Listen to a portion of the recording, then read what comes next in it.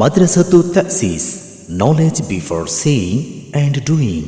প্রশ্ন করছেন আপনি, মহান আল্লাহ তাআলা ওয়াজিবুল ওজুদ সত্তা হয়েও কেন পবিত্র কোরআন মাজিদে অসংখ্য সূরার শুরুতে বিভিন্ন মাখলুকের নামে কসম করেছেন, যখন কিনা আল্লাহ ব্যতীত অন্য কারো নামে কসম করা নিষিদ্ধ? হ্যাঁ, এটা তো আমরা বললাম যে আল্লাহর বিষয় আর আমাদের বিষয়টা হলো আলাদা। আমাদের বিষয় হচ্ছে, যেহেতু আমরা আল্লাহর সৃষ্টি, আমরা আল্লাহ ছাড়ার কারোর নামে কসম করতে পারবো না, এটা হলো আমাদের জন্য বিধান। আবার আল্লাহর জন্য, যেটা আল্লাহ নিজের জন্য যেটা নিয়ম করেছেন, তিনি যে কোনো বিষয়ে তিনি কসম করতে পারবেন, এটা আল্লাহর অধিকার। যেমন ধরুন, মানুষ যে মল ত্যাগ করে, সেই মল কি মানুষ খাবে? রুচিও হবে না, খাওয়াও হারাম, হালাল নয়। কিন্তু ওইটা আবার ওই কিছু পোকা মাকড় আছে, ওরা আবার ওটা খায় কি না? তাহলে যে জিনিসটা আপনার জন্য হারাম, ওইটা আবার ওদের জন্য হালাল। দেখেছেন? মানে এটি তো বিষয়। জমিনে মদ ঢেলে দিয়েছেন, জমিন এটাকে খেয়ে ফেলবে, নষ্ট করে দিবে, তাই না? আপনার জন্য হারাম ছিল, জমিনের জন্য এটা কি হালাল। তাহলে এটি হলো ঈমান। যাকে যে পজিশনে রাখা হয়েছে, সে সেই পজিশনের থেকে বিধানগুলো মেনে চলবে। হ্যাঁ, তা আল্লাহর যেটা অধিকার, সেখানে আমরা হস্তক্ষেপ করতে পারি না। আল্লাহ তার অধিকার, তিনি যেভাবে ইচ্ছা সেভাবে ব্যবহার করবেন। আমাকে যেহেতু আমি তার সৃষ্ট, আমি তার মানে দাস, তিনি আমাকে যেভাবে চলতে বলবেন আমাকে সেভাবেই চলতে হবে। এবং এখানে এই জিনিসটা বুঝতে পারেন যে আল্লাহ যার কসম করেন তার অবশ্যই দাম আছে। এইটা আপনাকে একটা মেসেজ এখানে দেওয়া হয়েছে। যেমন ধরুন, অত্তিন ওয়াজ জাইতুন, আল্লাহ কসম করেছেন, অবশ্যই তিন আর জাইতুনের একটা সুফল মানুষের জন্য আছে। মানুষ যেন এটা গুরুত্ব দেয়, এদিকে সময়ের কসম আল্লাহ করেছেন। সময়ের গুরুত্ব আছে না নাই, কি বলেন? বরং আপনার পুরো জীবনটাই সময়। সময় শেষ, আপনি আর নাই, সময় শেষ। তার সময় হলো মানুষের মূল পুঁজি, মূলধন। এই জন্য সূরা আসরের তাফসির একজন মুফাসসির লিখছেন আর বলছেন যে আমি সূরা আসরের তাফসির বুঝেছি বাজারে গিয়ে। তো বাজারে গিয়ে কি তাফসির বোঝা যায়? কিন্তু উনি বলছেন আমি বাজারে গিয়ে তাফসির বুঝেছি। কেমনে? দেখছি একজন আইস বিক্রেতা, বরফ বিক্রেতা, ওই যে আপনারা যে আইস খান, সে চিৎকার করছে, ও ভাইরা, আমার মূলধন শেষ হওয়ার আগেই একটু পণ্যটা কিনে নিয়ে আমার একটু রক্ষা করেন। তার মানে কিছু আইসের একটা মেয়াদ আছে। যতক্ষণ এটা আইস হিসাবে থাকবে, কাঠির সাথে লেগে থাকবে, জমাট থাকবে, ততক্ষণ আপনি কিনবেন। কিন্তু যদি এটা গইলে, পুরোটা গলে পানি হয়ে যায়, তো ওটাও তো আইসই। শরবত মনে করে খাবে, কেউ খাবে ওইটা? কিনবে ওইটা? কিনবে না। যেটা 10 টাকা দিয়ে কিনবে, ওইটা গলে গেছে ওখানে, ওটা আর কেউ কিনবে না। তাহলে তার নষ্ট হয়েছে কি বলেন তো দেখি? তার নষ্ট হয়েছে সময়। মাল কিন্তু নষ্ট হয় নাই। মাল যা ওই বাক্সটার ভিতরেই, ওই ট্রাঙ্কটার ভিতরেই, কৌটার মধ্যেই আছে, একটু বের হয়নি। সব তো এর মধ্যেই আছে। 1000 টাকার উনি মাল নিয়ে আসছিল, সবটুকুই এর মধ্যে আছে, কিন্তু গলে গেছে। কি সময় চলে গেছে। তাহলে মূল হচ্ছে আপনার আমার সময়। এই যে এখন আমার সময় আছে, আমার আলোচনা আপনারা শুনছেন।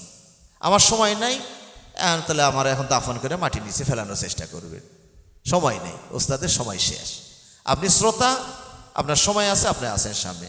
সময় নাই, আপনি এখন মাটির নিচে চলে যাবেন। বিষয়টা তাই না? সুতরাং আল্লাহ তার কসম করেছেন, তার একটা কি আছে, মূল্য আছে। যে আমি মাঝে মাঝে বলি, আল্লাহ কলমের কসম করেছেন। তো কলমের আর কি দাম? অনেকেই বলবে, বাচ্চারা শুনে বলবে, কলমের আবার কি দাম? ম্যাটাডোর কলম 5 টাকা করে, তাহলে কি দাম হইলো? পাইকারি নিতে গেলে আর 1 টাকা কমিশন পাওয়া যায়, থাকেই তো 60 টাকা, তাই না?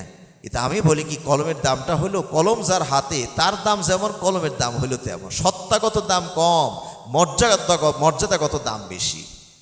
এখন মনে করেন আমি প্রিন্সিপাল, আমার মাদ্রাসায় একটা বিল আসলো 10,000 টাকা, আমি কলমের একটা খোসা মারলাম, পাস হয়ে যায়। প্রধানমন্ত্রীর কাছে গেল, পদ্মা সেতুর বিল এত কোটি টাকা, কয়েকটা খোসা মারলে পাস হয়ে যায়। সাথে সঙ্গে মহাসচিবের সাথে কলম থাকলে মিলিয়ন বিলিয়ন ট্রিলিয়ন পাস হয়ে যায়। এইটা হলো কলমের ক্ষমতা। দেখেন, দাম কিন্তু আর 5 টাকা, কাম করে ট্রিলিয়ন বিলিয়ন ট্রিলিয়ন কত কিছু। তাহলে সত্তাগত দাম কম, মর্যাদাগত দাম বেশি। তাফসির গ্রন্থ নির্বাচনের মূলনীতি কি? কোন বা কার বই পড়া ভালো হবে? আপনি অবশ্যই এগুলো ক্ষেত্রে আপনি তাফসির সালাফি, সুন্নি, যাদের ইমান আমলের ভিতরে কোনো প্রবলেম নাই, এই ধরনের তাফসির আপনাকে পড়তে হবে। সেজন্য আপনি ওই যে যেটা হলো কি, আগের যে তাফসিরগুলো, যেমন তাফসিরে তবারি, তাফসির ইবনে আব্বাস, এটা হলো সাহাবার তাফসির, তাফসিরে তবারি, এরপর তাফসির ইবনে কাসির। তারপরে তবারি সাধারণ মানুষের জন্য কঠিন আর কি, তাফসির ইবনে কাসিরও সাধারণ মানুষের জন্য কঠিন। তবে ওইটাকে সংক্ষিপ্ত করে ওই যে আমাদের সফিউর রহমান মুবারকপুরি উনি সংক্ষিপ্ত করে বের করেছেন, ওটা আপনারা পড়তে পারেন। এছাড়াও বাংলাদেশে যে তাফসির আছে আহসানুল বায়ান, একটা তাফসির আছে উর্দু ভাষায় করা, বাংলায় অনুবাদ হয়েছে, এটা আমাদের সালাফি ভাইরা করেছেন। তাছাড়াও ফাতহুল মাজিদ আমাদের শেখ সদুল্লাহ খান মাদানী সাহেবের সম্পাদনে একটা বই আছে। এছাড়াও আমাদের আবু মোহাম্মদ জাকারিয়া ভাইয়েরও আপনি বইগুলো পাবেন। এগুলো মোটামুটি তাইসুল কোরআন নামে একটা বই আছে সৌদি আরব থেকে, যেটা করা হয়েছে, তো এগুলো পড়তে পারেন। লেখক চিনে তাফসির পড়তে হবে। তাছাড়া কিছু আছে বেদাতি যেগুলো আছে, যেমন জালালাইন, বাইজাবি, কাশাফ, এগুলো সবই হচ্ছে বেদাতি আকিদার মানুষের লেখা, বুঝতে পেরেছেন? ওগুলো এড়িয়ে চলবে। একটু অন্য বিষয়ের প্রশ্ন, তাকদীরের বিষয়টি কি এমন যে আমি যাই করি না কেন তার ফলাফল পূর্ব নির্ধারিত, অর্থাৎ আমরা দুনিয়ার স্বাভাবিক নিয়মে কি লিখছেন এটা,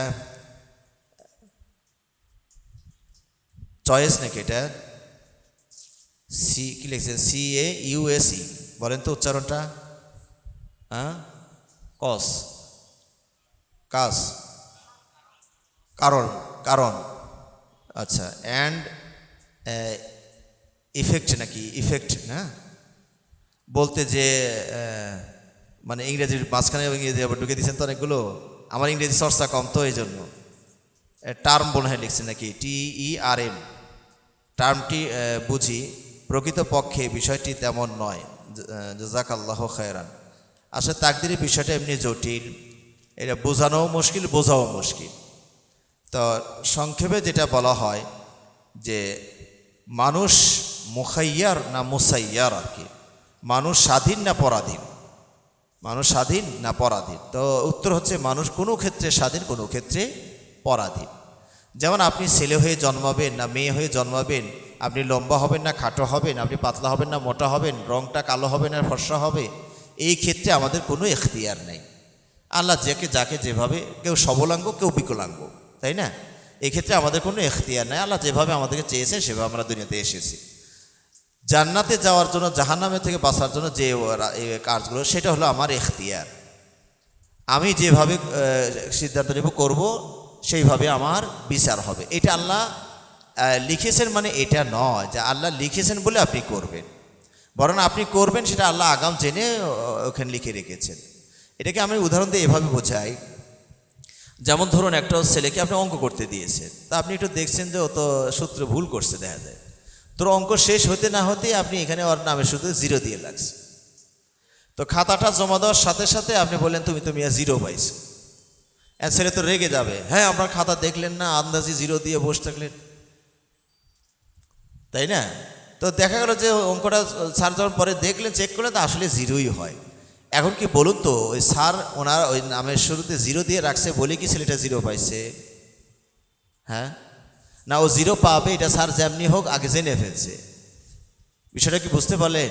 মানে এটা যদি বুঝতে পারে তাহলে তাকদীরটা বোঝা সহজ হবে, নাহলে একটা পর একটা প্যাচ লাগতেই থাকবে। যেমন ওই যে প্যারাডক্সিক্যাল সাজিদ একটা বই, ওই যে উনি নাস্তিক ছিলেন পরে বইটা লিখেছেন। স্যার বলছেন, একজন সাজিদ জিজ্ঞেস করছে স্যারকে যে স্যার আমাদের ক্লাসে কে প্রথম, ফার্স্ট ক্লাস, সেকেন্ড আর থার্ড আর ফেল পড়বে বলতে পারবেন? অফকোর্স হ্যাঁ বলতে পারি। এই তুমি ফার্স্ট ডিভিশন পাবা, তুমি সেকেন্ড ডিভিশন, তুমি থার্ড ডিভিশন, ও ফেল ডিভিশন। আর ঘটনা স্যার যেভাবে বলছেন ওইভাবেই হয়েছে। এখন ওই যে ছেলে ফেল পড়ছে সে কি বলবে স্যার যে আপনি ফেল পড়বো ডিভিশন বলার কারণে আমি ফেল পাইছি? এটা কি স্যারকে দোষ দিতে পারবেন? পারবেন না। কেন? স্যার তোমার পড়াশোনার মান দেখে বুঝে ফেলছে তুমি কি করবা, তাই না? তো এই যেরকম আল্লাহ রাব্বুল আলামিন আপনাকে 100 ভালো পথে চলার অধিকার দিয়েছেন। ফাআলহামাহা ফুজুরাহা ওয়া তাকওয়াহা ওয়া হাদাইনাহুন নাজদাইন। আল্লাহ দুটো পথে সমান সমান অধিকার দিয়েছেন। আপনি পাপ করতে চাইলেও 100 ক্ষমতা দেওয়া আছে, ভালো পথে চলতে চাইলেও 100 ক্ষমতা দেওয়া আছে। এইটাকে আপনি যেভাবে ব্যবহার করবেন আপনি সেইভাবে প্রতিদান পাবেন। না হলে যদি এরকম হয় যে ওই যে যেমনি নাচাই তেমনি নাচি, পুতুলির কি দোষ? এই যে মোবাইলটা আমি এখন নাড়াচ্ছি, মোবাইল নড়তেছে, এটা কি মোবাইলের দোষ? আমি নাড়াইছি তো তাই এই জন্য নড়ছে। এখন যারা ওই যে কাদারি আছে, ওই যে মুরজিয়া আছে, তারা তাদের বিশ্বাস হলো যে আল্লাহ আমাদেরকে যেমনি নাচায় তেমনি নাচি। চোর হয়ে চুরি করে, লালনের গানের মধ্যে দেখবেন, চোর হয়ে চুরি করো, পুলিশ হয়ে ধরো, মানে তুমি চোর, তুমি আবার পুলিশ। তা আমাদের তো কিছু করার নাই। ওদের বক্তব্য যে আল্লাহ কাউকে দিয়ে সলাৎ পড়াচ্ছে, ও পড়তেছে, আর কাউকে পড়ায় না, তো ওটা আল্লাহ তো করে না, আমি কি করতাম? বুঝতে পেরেছেন? এই পাপের ক্ষেত্রে তারা এই দলিলগুলো ব্যবহার করে, কিন্তু ভালো ক্ষেত্রে তারা দলিল ব্যবহার করে না, এবং শুধু নিজের জন্য ব্যবহার করে। ও স্ত্রীকে ওই দলিল ব্যবহার করতে দিবে না। কেউ যদি কোনো অনৈতিক কাজ করে ধরা পড়ে যায়, কয় ভাই কি করবো, আমার কপালে লেখা ছিল, কিছু তো করার নাই, ওইটা তাক দিতে দলিল দিবে। ঠিক আছে, ওনার স্ত্রী যদি এরকম কাজ করে বসে, তাহলে কি, হ্যাঁ তো কপালে এরকম ছিল, হয়ে গেছে, এটি নিয়ে সংসার করো, তা করবে না। এখানে ও দলিলটা শুধু ও ঠিকাদারি নিছে, ও শুধু পাপের দোলাইছে, তাক দিতে পার করে দিবে, কিন্তু ওই ঠিকাদার আর কেউ নিতে পারবে না। বুঝতে পেরেছেন? তো এই যে এরকম চলবে না। এই জন্য আমরা বলি তাকদীর বিষয়টা জটিল। হ্যাঁ, যত বেশি গবেষণা করতে দেখবেন যে আউলিয়ে যাচ্ছে, এলোমেলো হয়ে যাচ্ছে, কারণ মানুষের তার ব্রেনের একটা সীমাবদ্ধতা আছে। আপনি ওইটাকে যদি ওভারটেক করতে চান তাহলে তো মুশকিল। আমি এদের মাঝে মাঝে বলি, ইলাহুন, আল্লাহকে ইলাহ বলা হয় কেন? হায়রান পেরিশান, আল্লাহকে নিয়ে আমরা হয়রানে আছি, পেরিশানে আছি। কেমনে? কয় ওনার শুরুও নাই শেষও নাই। সৃষ্টির জগতে এই বৈশিষ্ট্যটা একজনকে আছে যে তাকে দেখতে বুঝবেন কেমনে, এটা যার শুরুও নাই শেষও নাই, এটা কেমনে বোঝেন তো দেখি, একটু চিন্তা ভাবনা করে একটু এর সমাধান খুঁজে পান কিনা দেখি। পাবে? কোনো সমাধান আছে? এখন মেনে নিতে হবে ভাই, কিছু করার নাই, এটা তো কুলেও পাই না, এনারা পাই না। এখন যদি বলেন যে আল্লাহর শুরু আছে, তার মানে ওনাকে কেউ সৃষ্টি করছে, তাহলে উনি তো আল্লাহ না, উনি তো মাখলুক। তাহলে যিনি সৃষ্টি করছে ওনার খবর নেওয়ার কি, দেখি উনি আবার কোত্থেকে আসলো। তো যদি দেখেন না ওনারও কেউ তৈরি করছে, তাহলে উনিও তো তাহলে মাখলুকি। তো স্রষ্টা খুঁজে বের করেন। স্রষ্টা হবেন এমন যিনি ওনাকে কেউ সৃষ্টি করেনি। কারণ যখনই উনি সৃষ্টি হবে তখনই কিন্তু অন্যের কমান্ডে চলা লাগবে, অন্যের অধীনে যাওয়া লাগবে, তাই না? এটা শুধুমাত্র স্রষ্টার বৈশিষ্ট্য, সৃষ্টি জগতের কারোই বৈশিষ্ট্য নাই। আপনি কেমনে এই মেধা দিয়ে এটা বুঝবেন? বোঝার কোনো ক্ষমতা নাই। বুঝতে পেরেছেন? তো এই জন্য কিছু কিছু ক্ষেত্রে নিজের অক্ষমতাকে মানে অক্ষমতাটাকে ধরে নিয়ে মেনে নিতে হয়, কিছু করার নেই। আচ্ছা, আল্লাহ নয় বা আল্লাহকে নয় একটু ওইটা জটিল বিষয় রেখে দিলাম। আচ্ছা, আপনারা যাকে আব্বা বলেন, উনি যে আপনার আব্বা, তার প্রমাণ কি আপনার কাছে? এটা জটিল বিষয়, একটু বলি। এর মানে আবার এটা বুঝে না সব আব্বা তাহলে বেজালি মনে হয়। মানে আমি আপনাকে বোঝানোর জন্য প্রশ্নটা করেছি যে যাকে আপনি আব্বা মনে করছেন যে হ্যাঁ আব্বা, ইনি যে আব্বা, তার প্রমাণ কি আপনার কাছে? কে দিতে পারবেন প্রমাণটা? বলেন তো দেখি। কোনো প্রমাণ আপনার কাছে নাই। ওই মা বলে যে এটাই তোর বাপ। আচ্ছা, আর কি করার আছে? কারণ বাবা যেদিন বাবা হচ্ছিলেন সেদিন তো আপনার অস্তিত্বই তো নাই। কথা কি বুঝতে পেরেছেন? সেদিন তো আপনার অস্তিত্বই নাই, ওই পানি। তো বাবা যেদিন হচ্ছিলেন সেদিন তো আপনার অস্তিত্বই নাই, তা আপনি বুঝবেন কি করে এটা আমার বাবা? এখন মা বলছে তাই বিশ্বাস করছেন, বাবাও বলে আমি তোর বাবা তাই বিশ্বাস করছেন, দাদাও কয় যে এটাই তোর বাবা, নানাও কয় এটা তোর বাবা, এই মেনে নিছি আর কি। কিন্তু ব্রেন খাটায় বলেন তো যেটা আপনার বাবা, দলিল প্রমাণ দিয়ে পেশ করেন এটা আপনার বাবা, কিচ্ছু করতে পারবেন না এই জায়গায়। এটা মেনে নেওয়া ছাড়া আপনার কোনো উপায় নেই। এখন কি করবেন কন্ত দিকে? মরে যাবেন না বেঁচে থাকবেন? বাবাই চিনতে পারলাম না, দুনিয়া রেখে আর কি, জীবন রেখে লাভ কি হইল? এটি হলো অক্ষমতা। এটার নামই অক্ষমতা। আমার কিছু করার নাই এই জায়গায়, মেনে নিতে হবে এই জায়গায়। হ্যাঁ, এমনকি মা যে মা তাও আপনি বুঝতে পারবেন না। ওই মার বের হয়েছেন, এটা কি কারো প্রমাণ আছে নাকি? বাবারটা নয় আরো জটিল ছিল বেশি, মারটা তো চোখ মুখ হাত মুখ সবই ছিল। আপনি তো রাস্তা দিয়েই বের হলেন, বের হওয়ার পরে আবার মার কোলে গেলেন, আপনি কি বলতে পারবেন এটি আমার মা? অনেক মা আছেন সন্তান হয় না, আরেকজন থেকে কিনে নিয়ে এসে মানুষ করছে, ও বোঝও জানেও না যেটা আমার মা না, ওর যে মাকে সে ও চেনে না। তাহলে মা যে মা তারও তো কোনো প্রমাণ আমার কাছে নাই, মেনে নিতে হচ্ছে। সবাই বলে এটা আমার মা তাই মেনে নিয়েছে। এই হলো অক্ষমতা আমাদের। এখানে যদি বেশি বাড়াবাড়ি করতে চান কোনো কিছুই করতে পারবেন না, এটা মেনে নিতে হবে ভাই, তাই না? তাকদীর বিষয়টা এরকমই জটিল, মেনে নিতে হবে। ওটার জ্ঞান আপনার কাছে নাই। কোনো মৃত পিতা তার কন্যাকে যদি যদি কি এটা সুদি নাকি ছুরি দিয়ে গলা কেটে দিয়েছে, কোনো মৃত পিতা তার কন্যাকে ছুরি দিয়ে গলা কেটে দিয়েছে, এই স্বপ্ন দেখে তাহলে তার ব্যাখ্যা কি? ঘুম ভেঙে গেলে তখন সময় 4:15।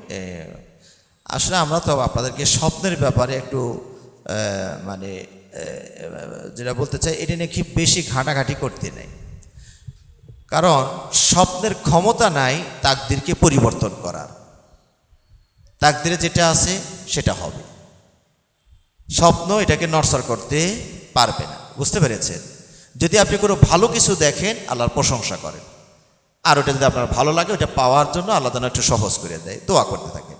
আর যদি মন্দ কিছু দেখেন, আল্লাহর কাছে পানা চান, আশ্রয় চান, কাউকে বলতে যেন না, এটা যেভাবে আছে নিজের মধ্যে রাখেন, অনিষ্ট থেকে আল্লাহর কাছে পানা চান। এটা হলো নিরাপদ রাস্তা।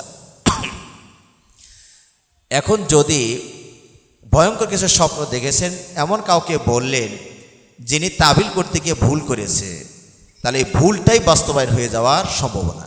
তাহলে এই রিস্কের মধ্যে আপনি কেন যাবেন? আর তাবিল করার মতো যে যোগ্যতা সম্পন্ন আলেম ওলামা দরকার, সেটা আমাদের সমাজ এখন নাই বললেই চলে।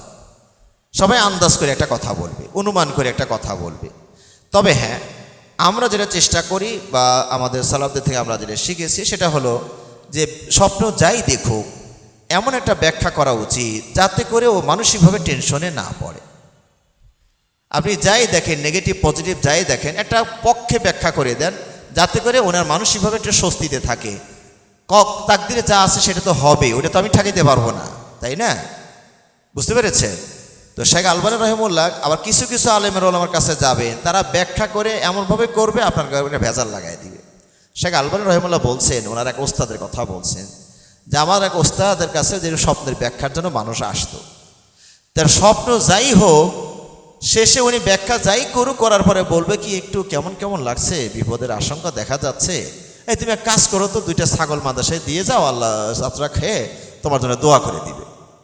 তো উনি বলছেন যে উনি যে ব্যাখ্যাই যাক, 2টা ছাগল ওর ঘাড়ে বাজায় দিবে, 2টা ছাগল দিয়ে যাও আল্লাহর উপর ভরসা করে, বিপদ আবার সাদকা করলে দান বালা মুসিবত দূর হয়। তো উনি বলছেন, আমাদের ছাত্র জীবনে আমি যত তাবির দেখেছি, ব্যাখ্যার শেষে 2টা ছাগল ওর ঘাড়ে বাজায় দিবে। তার মানুষ ওই যে দুর্বল, 2টা ছাগল হুজুরে বলছে দেই, 2টা ছাগলের কষ্ট, তাহলে বিপদ থেকে বেঁচে যায়, তো কোন থেকে আসে? তো শেখ আলবানী রহিমুল্লাহ এটা নিয়ে একটু পরে গবেষণা করেছেন যে স্বপ্নের করে ব্যাখ্যা আসলে করা সম্ভব কিনা, দেখা যায় কিনা। তো বড় বড় ওলামা বই পড়ো, কোনো কুল কেনারা খুঁজে পায় না, এই জন্য ওই সেক্টরই বাদ দিয়ে দিয়েছে। তা আমরা এই জন্য আপনাদেরকে বলি, স্বপ্ন যাই দেখেন, এগুলো নিয়ে বিচলিত হওয়ার কিছু নাই। খারাপ লেগেছে, বাম পাশে জেগে উঠে 3বার থুতু দেন, আউযুবিল্লাহি মিনাশ শাইতানির রাজিম বলে 3বার বাম কাঁধে থুতু দিবেন। আর স্বপ্নের কথা কাউকে বলবেন না। বিশ্বস্ত যদি কেউ থাকে যে একটু ভালো ব্যাখ্যা করতে পারে, তাকে বলেন। অনেক সময় স্বপ্ন দেখেন একটা, ব্যাখ্যা হয় আর একটা। আল্লাহ নবী সাল্লাল্লাহু আলাইহি ওয়াসাল্লাম দেখলেন, ওমরকে দেখলেন স্বপ্নে যে তিনি কাপড় শেষে মাটি শেষে চলছে। আচ্ছা, এটার ব্যাখ্যা যা আপনারা করতে চান, তাহলে কী করবেন? ওমর উপরে সদরঘাট, ভিতরে উপরে সদর, ভিতরে ফিটফাট, উপরে সদরঘাট, এর মানে কত পাপ আছে। কারণ টাকনুর নিচে কাপড় ঝুলিয়ে পড়া পুরুষদের জন্য এটা অপরাধ না, কাবিরা গুনাহ না? বলেন। তা আল্লাহ নবী সাল্লাল্লাহু আলাইহি ওয়াসাল্লাম ওমরকে দেখছেন এই কাবিরা গুনাহ সহ, উনি স্বপ্নে দেখতেছেন ওমরের কাবিরা গুনাহ, টাকনুর নিচে কাপড় পরে হাঁটতেছে, এটা কাবিরা গুনাহ। তার মানে এখন আপনার কাছে ব্যাখ্যা করে দিতে বলতেন যে মানে কত মনে পাপ আছে গোপনে, উপরে আমাদেরকে খুব ফেরেশতার মতো দেখাও, ভিতরে মনে ঝামেলা আছে, না হলে কাবিরা গুনাহ সহ রাসূল স্বপ্নে দেখলেন কেন? আপনি ব্যাখ্যা করলে তো এরকমই করতাম হয়তো। আল্লাহ নবী সাল্লাল্লাহু আলাইহি ওয়াসাল্লামকে যখন জিজ্ঞেস করলো যে আপনি এটা ব্যাখ্যা কী করেন, বললেন যে এলেমের ব্যাখ্যা, এটার নাম হলো এলেম।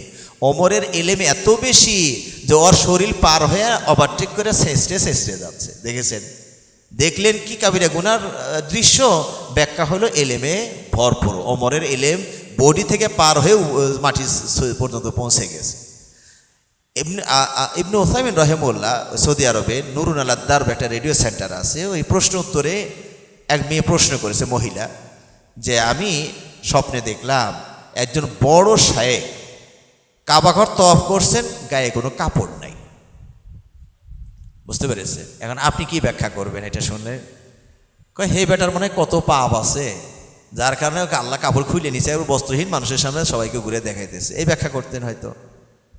ইবনে উথাইমা রাহিমাহুল্লাহ ব্যাখ্যা করছেন বলে যে সম্ভবত ওই শায়েখের জীবনের সব গুনাহ খাতা আল্লাহ মাফ করে দিয়েছেন। তো এই জন্য আপনি দেখছেন যে তার গায়ে কোনো কাপড় নাই, তার মানে তার গায়ে কোনো তার পাপ নাই, তার গায়ে কোনো পাপ নাই। স্বপ্নটার বলার শেষ মহিলা বলছে, শায়েখ ওইটা ওই স্বপ্ন যেটা দেখেছেন যে শায়েখ ওইটা আপনিই ছিলেন।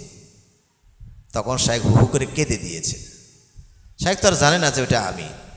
আচ্ছা, যদি শায়েখ আগের ব্যাখ্যাটা করতেন যে ওই শায়েখ মনে হয় কত পাপ ছিল, এই জন্য এই দৃশ্য এই অবস্থা হয়েছে, আল্লাহ গায়ে কাপড়ও রাখে নাই, আর যদি বলতো যে শায়েখ ওটা আপনিই ছিলেন, তখন কেমন লাগতো কন্ত দেখি, যে ব্যাখ্যা করেও তো বিপদ হয়ে গেল আমার। এই জন্য স্বপ্ন যাই দেখেন পক্ষে নেওয়ার চেষ্টা করেন, যাতে করে ওনার অশান্তিটা দূর হয়ে যায়, এটা চেষ্টা করবেন। তার চেয়ে সবচেয়ে বড় কথা হলো, আমি আপনাদেরকে বলি এটা নিয়ে বেশি ঝামেলায় করার দরকার নেই। ভালো কিছু দেখলে আল্লাহর প্রশংসা করেন, পাওয়ার আশা করেন, দোয়া করেন। খারাপ কিছু দেখলে ওই যে আউযুবিল্লাহ বলে 3 বার থুতু দেন, পাশ পরিবর্তন করেন, তাও অস্থিরতা যায় না, ওযু করে 2 রাকাত সালাত পড়ে, কাউকে বলারও দরকার নেই। জি, কারণ স্বপ্ন 3 রকমের আছে, কোনোটা আল্লাহর পক্ষ থেকে হয়, কোনোটা শয়তানের পক্ষ থেকে হয়, আর কিছু হয় নিজের জল্পনা কল্পনা থেকে। সারাদিন কারে মারতে চাইছেন স্বপ্নের মধ্যে, তোরে কিন্তু দিমুই একটা, মানে ওই সারাদিন যা বলছেন ওই আপনার রেডিও সেন্টার বেজে উঠতেছে। আমি এদের মাঝে মাঝে বলি এটা হলো নিজস্ব নিজস্ব প্রোগ্রাম। আর কিছু কিছু শয়তান আপনার সেন্টার কিনে নেয়, ওখানে শয়তান কিছু প্রোগ্রাম তার সেট করে।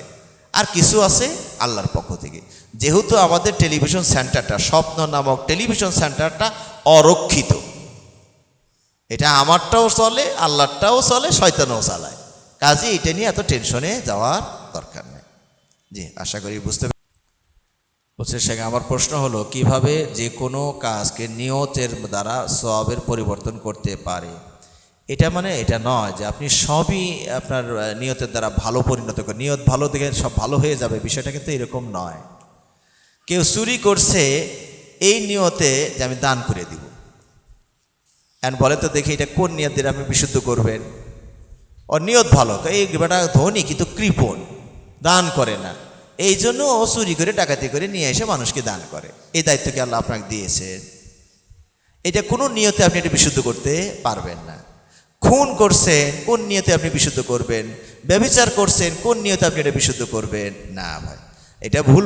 যদি ওইটাই বুঝিয়ে থাকেন যে নিয়তের মাধ্যমে ক্লিন হয়ে যাবে, তা নয়। হ্যাঁ, তবে কিছু জিনিস আছে মোবাহ। মোবাহ মানে কি, করাও যায় না করাও যায়, এইরকম জিনিসটাকে আপনি টেনে ইবাদতের মধ্যে নিয়ে এসে সব কামাই করতে পারেন। সেটা কেমন? ধরুন আপনি এখানে একটা জানালা কাটছেন, এটা জানালা কাটেন না কাটেন আল্লাহর কোনো আদেশ নিষেধ আছে? কাটলে কাটতে পারেন, না কাটলে নাই, তাই না? কিন্তু জানালাটা কেন কাটছেন? যে আল্লাহর বাতাস আসবে, আলহামদুলিল্লাহ আমি একটু আল্লাহর শুকরিয়া আদায় করতে পারবো, এদিক থেকে মাইক মসজিদে এদিকে আজানটা এদিক দিয়ে আসবে, আজানটা আবার জানালাতে ঢুকবে, তাহলে আমি একটু এই নিয়তে আমি জানালা কাটছি। তাহলে কি আপনার দুনিয়ার যে সুবিধা ওটা কি বঞ্চিত হবেন? মাঝখান থেকে ইবাদতের ওইগুলো যুক্ত করে দিলেন, এইটা হলে ইবাদতের মধ্যে সামিল হবে। যেটা মুবাহ মানে জায়েজ কাজ, সেইটাকে আপনি ইবাদতে ডাইভার্ট করে সবের পাল্লাটা ভারী করতে পারেন। কিন্তু যেটা হারাম ওইটারে আপনি কোনো নিয়ত করে কারেকশন করতে পারবেন না। যেটা মাকরুহ ওইটাকে কোনো নিয়তে কারেকশন করতে পারবেন না। বুঝতে পেরেছে? শুধু মুবাহটা পারবেন। কেউ জানালা খুলছে কেন? কয় এদিক দিয়ে কি হেঁটে যায় না, যে একটু দেখবো নি, হ্যাঁ, মানে পাপের নিয়তে সুন্দরীরা এখান দিয়ে যাবে, ও একটু দেখবে এখান দিয়ে বসে বসে, তাহলে সে পাপের দরজা খুলে নিল, তাই না? হ্যাঁ, তো সে গুনাহগার হয়েছে। জি, শেষ করা যায় না? আল্লাহ রাব্বুল আলামিন আমাদেরকে ইলমে আরো বারাকা দান করুন, আমলি হওয়ার তৌফিক দান করুন, আমিন। মজলিসে দোয়াটা সবাই বলি, সুবহানাকাল্লাহুম্মা ওয়া বিহামদিকা আশহাদু আল্লা ইলাহা ইল্লা আনতা আস্তাগফিরুকা ওয়া আতুবু ইলাইক। আসসালামু আলাইকুম ওয়া রাহমাতুল্লাহি ওয়া বারাকাতুহু। Madrasatut Ta'sis, knowledge before saying and doing.